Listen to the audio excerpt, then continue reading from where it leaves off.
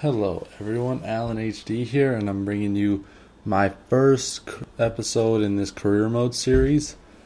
And I wanted to either do a virtual pro or a career mode, and I ended up picking a career mode series.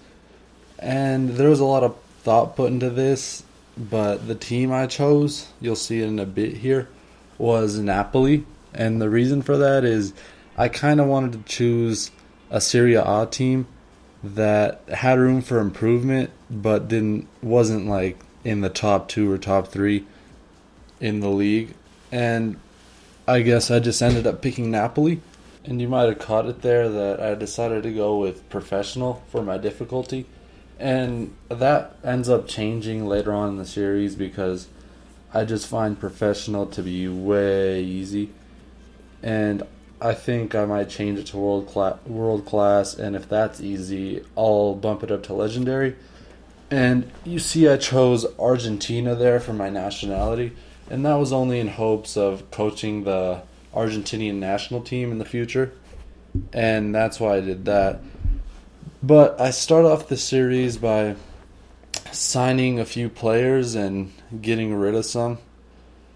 And I'm honestly very excited for this series. I think it can go places, and I expect to finish in the top four with Napoli this season. And you can see right here my league objectives. They want me to win the league title, which is a pretty big goal, so I'll have to strive to do that. And I start off by just like advancing, and then I eventually decide to just go buy a player to go look for transfers. And I look for some center backs. And while I'm looking through these, I can't really see anyone that really catches my eyes. But I wanted to get a center back because Napoli, by default, has a three-back formation. And I just wanted to keep it. And I had two decent center backs with decent pace. But the middle center back was kind of slow. So I just wanted a center back with more pace and a center back with more potential. And the way I filtered this was by looking through the transfer window and just setting my age, the minimum age to 17 and the maximum age to 22. And that way I'll find a young center back and hopefully with a lot of potential.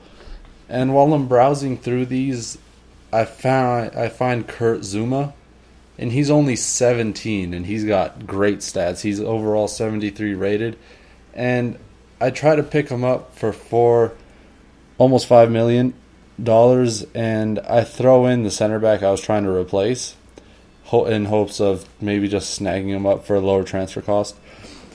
And I eventually do get him, and I'm excited to have him in my team because he seems like he has a lot of potential. He has decent pace on him. He's strong, and he's only 17. I think that's his best attribute. So he has a lot of room to grow. And I get a transfer offer for Pablo Cannavaro, and that was the player I was trying to get rid of. So I just stalled because I didn't know what was going to happen with the whole Kevin Zuma deal. And I end up getting a transfer offer here for Pandev, and it's from Roma. And I figured that I'm not going to really use Pandev. I mean, he has a good overall rating. He's not that old. But I decided to counteroffer, try to get as much as I can for him because I just kind of want to get rid of him. And I stall again on Pablo Cannavaro, the center back. And I get an email for international management, but you always get that, so I just ignored it a little bit. And you can see Manchester City is interested in Hamzik. And I wanted to sell him because I felt like I could get a better player in that position, and the money from him would be very useful. So I countered offered for 38 million to Manchester City, and I was hoping that they would accept it. So I stalled again on Pablo Cannavaro because I still haven't gotten word back for Kurt Zuma. And now I do, and they say it's unacceptable, and they want 5 million plus the player I want to send them. So I end up removing the player and counter offering for 5 million without a player. So they don't end up taking that. Roma Roma does agree to the 13.3 million transfer price for Pandev, and that's good news because I just wanted to get rid of him and have the money. And you see here, Manchester City also accepts the counteroffer for 38 million for Hamzik. So I was glad to have that money and looking forward to replacing Hamzik with a much better player. And I end up getting an email here for Kurt Zuma, and they set a 7.5 million price tag, so they didn't accept my offer. And I think about actually paying 7.5 million for him, but I end up counter offering again, and I offer them something they would surely take. I offer Insigne, I think that's how you pronounce his name, but his value was 7.5 million, and I thought they would actually go for that deal because he's a young player, and he looked like he had potential, but I was going to replace him anyways. And I bumped down the price to 1 million, as you see there. And I really thought they would accept this one because I was definitely not planning to give up on getting Kurt Zuma in my team.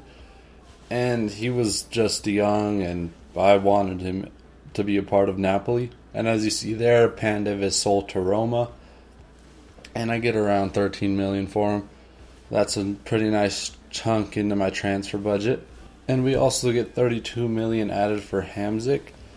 And that'll be the end of this episode. We'll see how we'll do without Hamzik in the next episode. Thank you for watching. Please like, comment, subscribe, anything. All your support is appreciated. Peace.